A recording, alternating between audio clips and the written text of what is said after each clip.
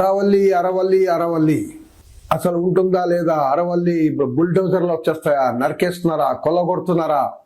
ప్రపంచంలో 4వ పురాతన కొండ ప్రాంతం, 300 crore years ఓల్డ్ ఉన్న కొండ ప్రాంతం అరవల్లి హిల్స్.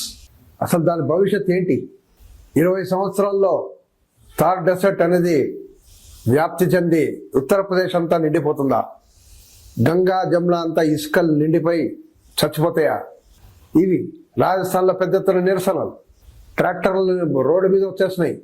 రైతులు, వ్యవసాయ కార్మికులు, స్టూడెంట్స్, యూత్ అంతా, మేధావులు అంతా రోడ్డు మీద వచ్చేసారు. ప్రొటెస్ట్ పెద్ద ఎత్తున రాష్ట్ర వ్యాప్తంగా.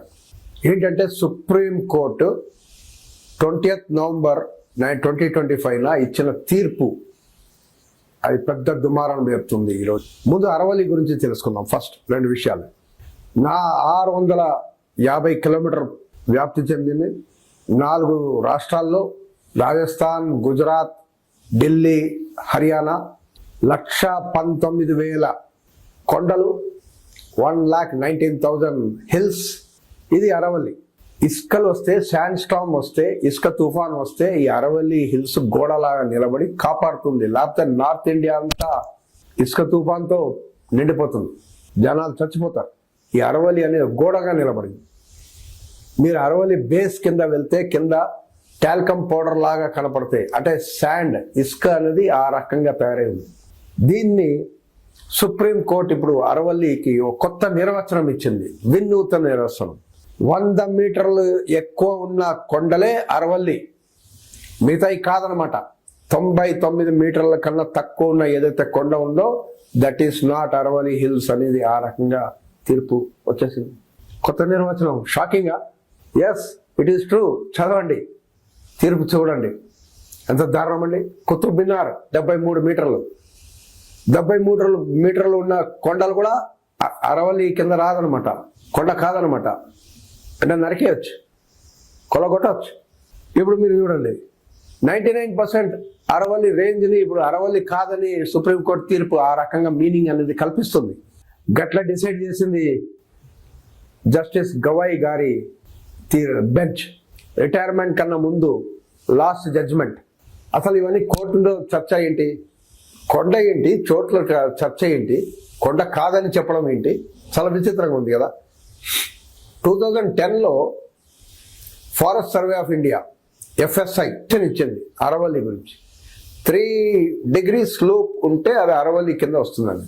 దాని లెక్క ప్రకారం 1,20,000 హిల్స్ అరవల్లి కింద వచ్చినట్టు.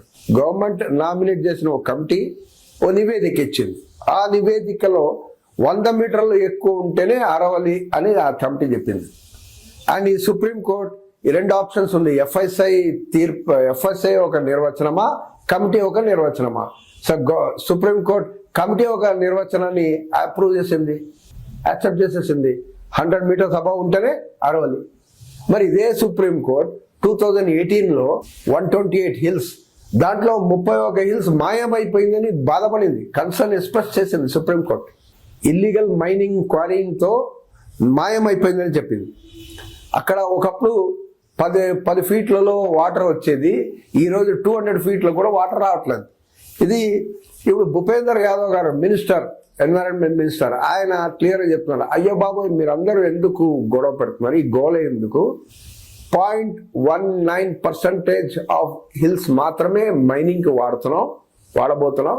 మరి 0.19% మాత్రమే మీరు వాడబోతుంటే మరి కోర్టులో ఈ రకంగా కమిటీలు వేసి 100 మీటర్స్ ఉంటేనే అరవల్లి అని డెఫినేషన్ ఎందుకు ఇవ్వాల్సిన పరిస్థితి ఏర్పడింది మీకు అనేది పెద్ద క్వశ్చన్ మార్క్. 100 మీటర్స్ అబౌవ్ ఉంటేనే కొండ, లేకపోతే కొండ కాదు. దీని పర్యవసరం ఏమిటి? రాజస్థాన్లో ఈ కాన్సెప్ట్ ప్రకారం దాదాపు 40 లక్షల హెక్టార్లు ఎఫెక్ట్ అవుతుంది, హర్యానా 1 లక్షల హెక్టార్లు ఎఫెక్ట్ అవుతుంది.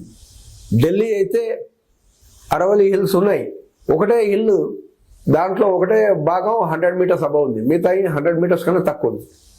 అంటే అయిపోయింది, అవి హిల్స్ కావా? ఇక నరికేసి ఈ రియల్ ఎస్టేట్ వాళ్ళు టోటల్గా దాన్ని దండుకుంటారా? వచ్చిన అంచనా ఉంది, ఢిల్లీ దగ్గర ప్రాంతంలో ఒక విలేజ్లో 1 ఏకర్ ఈరోజు నార్మల్గా 50,000 రూపాయలు వెళ్తుంది. అరవలి కాదు అని డిసైడ్ చేశారనుకోండి, ఇక నరకేసి దాంట్లో రియల్ ఎస్టేట్ చేసుకోవచ్చు అనుకున్నాం అనుకోండి, అది 10 కోట్లు అయిపోతుంది 1 ఏకర్. అంటే ఒక చిన్న విలేజ్ 50,000 కోట్ల రేంజ్లో ఉంటుంది. ఆ లెవెల్లో అంత వాల్యూ విన్న విలేజ్. అంటే రియల్ ఎస్టేట్కి ఎంత పెద్ద బొనాన్సా చూడండి, బోనస్ ఈ జడ్జిమెంట్ వల్ల. మైనింగ్, కన్స్ట్రక్షన్లు, కమర్షియల్ యాక్టివిటీ విపరీతంగా పెరిగిపోతుంది. ఎక్కడ మిగతా అన్ని ప్రాంతాల్లో 100 మీటర్లు కొండలు కాకుండా మిగతా చోట అన్నా చేయవచ్చు.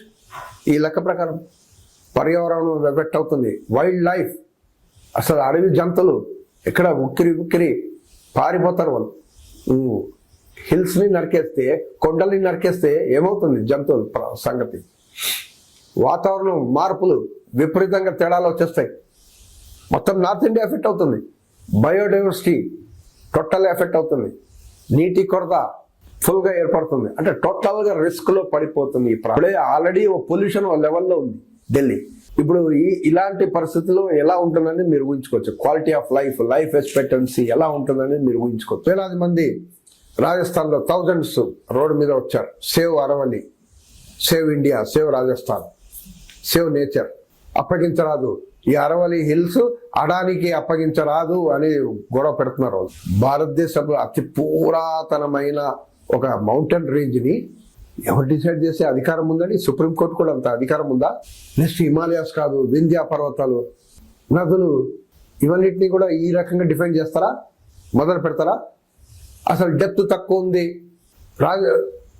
మీ రాజమండ్రిలో గోదావరి బాగానే ఉంటుంది, ఇంకో చోట వస్తే డెప్త్ తగ్గిపోతుంది. అంటే గోదావరి కాదా, అది నది కాదని డిసైడ్ చేసి క్లోజ్ చేస్తారా? మొత్తం ఇల్లీగల్ వర్క్లు మొదలు పెడతారా దానిపైన? గంగా, జమున ఈ రకంగా డిసైడ్ చేస్తారా? డెప్త్ చోట ప్రవహించిన డెప్త్ ఎక్కువ ఉంటుంది. డెప్త్ తక్కువ ఉన్నంత మాత్రాన అది గంగా కాకుండా పోతాయా, నది కాకుండా పోతాయా? ఇలాంటి డెఫినేషన్ అండి సుప్రీంకోర్టు ఇచ్చింది. అసలు రాజ్యాంగాన్ని కాపాల్సిన కోర్టు, అసలు ప్రపంచంలో వినూతమైన జడ్జిమెంట్. ఏ దేశంలో ఇలాంటి జడ్జిమెంట్ ఇవ్వలేదేమో. కొన్ని స్టేట్ ఆఫీషియల్స్ అరవల్లి ఒక ల్యాండ్ రికార్డ్స్లో లేవు, రెవెన్యూ రికార్డ్స్లో లేవు, కాబట్టి మేము ఎట్లయినా వాడుకోవచ్చు అంటున్నారంట. ఎంత దారుణం అంటే ఏ స్థాయికి వెళ్తున్నారు చూడండి. అంటే రెవెన్యూ రికార్డ్స్లో హిమాలయాస్ లేవు కాబట్టి మీరు ఏమైనా చేసుకోవచ్చా? వింధ్యా పర్వతాలు రెవెన్యూ రికార్డ్స్లో ఉండవు, కొన్ని కొండలు, కొన్ని నదులు ఉండవు, అంటే మీరు క్లోజ్ చేసేయచ్చా? అంటే ఏ స్థాయికి దిగజారిపోతుంది ఈ కమర్షియల్ యాక్టివిటీ కోసం.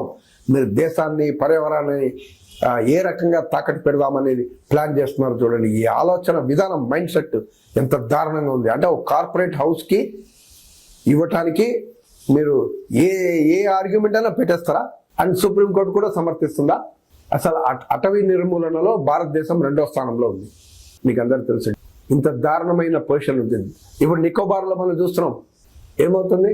ప్రభుత్వ లెక్కల ప్రకారమే 9.64 lakh ట్రీస్, 9.64 లక్షల చెట్లని నరికేయాలి అనేది గవర్నమెంట్ ఆఫ్ ఇండియా డిసైడ్ చేసింది.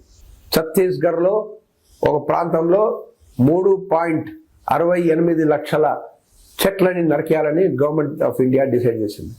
అక్కడ అదానికి ఇవ్వడానికి గిరిజనులంతా ఫైట్ చేస్తున్నారు, దానిపైన పోరాడుతున్నారు. నెట్సల్స్, అర్బన్ నెట్సల్స్ అని చెప్పి వాళ్ళని కూడా చంపేస్తున్నారు. అడవుల్ని, కొండల్ని మీరు నరికేస్తూ పోతే ఆదివాసుల సంగతి ఏంటి? దాన్ని నమ్ముకొని బతికే వాళ్ళ పరిస్థితి ఏంటి? వాళ్ళ లైఫ్ ఏంటి? జంతువుల లైఫ్ ఏంటి? అసలు కొండ అంటే 100 మీటర్ల అబౌవ్, నది అంటే ఇన్ని ఫీట్లు అనేది మీరు నిర్వచనాలు ఇస్తూ పోతే భారతదేశం ఏమవుతుందండి? గంభీరమైన పొజిషన్ మనకు కనబడుతుంది. It is not an Aravalli case. భారతదేశంలో మిగతా సుప్రీంకోర్టు జడ్జిమెంట్ని మిగతా ప్రాంతాల్లో కూడా వాడతారు. 100 మీటర్స్ కాదు నరికే, ఇక్కడ 50 మీటర్స్ కాదని చెప్తారు ఒక చోట. అలాంటి జడ్జిమెంట్లు వచ్చేస్తుంటుంది, అలాంటి ఇంప్లిమెంటేషన్ వచ్చేస్తుంది. మొత్తం దేశవ్యాప్తంగా ఇది ఎఫెక్ట్ అవుతుంది ఈ జడ్జిమెంట్.